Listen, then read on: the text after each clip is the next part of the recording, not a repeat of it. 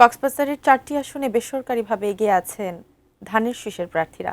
কক্সবাজার ১ আসনে ভূমিধস জয়ের পথে বিএনপির জাতীয় স্থায়ী কমিটির সদস্য সালাউদ্দিন আহমেদ। পেকুয়া উপজেলা কার্যালয় থেকে বিস্তারিত জানাতে সরাসরি যুক্ত হচ্ছেন কক্সবাজার প্রতিনিধি অর্পণ বড়ুয়া। অর্পণ, আমরা ইতোমধ্যেই জেনেছি কক্সবাজারে বিএনপি এখন পর্যন্ত এগিয়ে আছে, তবুও ভোট গণনার কাজ চলছে। কি মনে হচ্ছে, কত ভোটে আসলে এগিয়ে আছে বিএনপি? ভোটের ব্যবধানে এগিয়ে রয়েছেন, তবে সবচেয়ে বড় ব্যবধানে অর্থাৎ ভূমিধস জয় পেতে যাচ্ছে জাতীয় স্থায়ী কমিটির সদস্য যিনি রয়েছেন হেভিওয়েট প্রার্থীদের মধ্যে একজন, কক্সবাজার ১ আসনের সংসদ সদস্য প্রার্থী ধানের শীষ প্রতীকের সালাউদ্দিন আহমেদ। এই মুহূর্তে পেকুয়ায় অর্থাৎ তার নির্বাচনী এলাকায় আমি অবস্থান করছি। তিনিও আসলে এই নির্বাচনী ফলাফল পর্যবেক্ষণ করছেন। পেকুয়া উপজেলার পাশে হচ্ছে তার বাসভবন।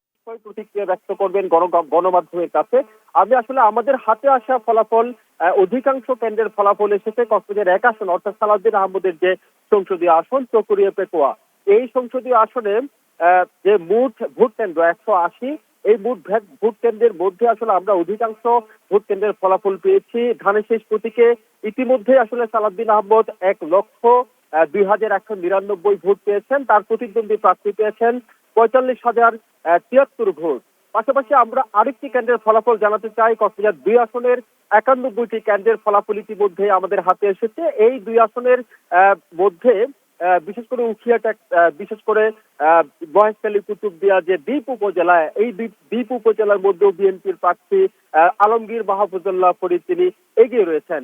১২৪টি ভোট কেন্দ্রের মধ্যে আমাদের হাতে ৯১টি ভোট কেন্দ্রের ফলাফল ইতিমধ্যে এসেছে। ৯১টি ভোট কেন্দ্রের মধ্যে ধানের শীষ প্রতীক পেয়েছেন ১,০৪,৬৭৬ ভোট।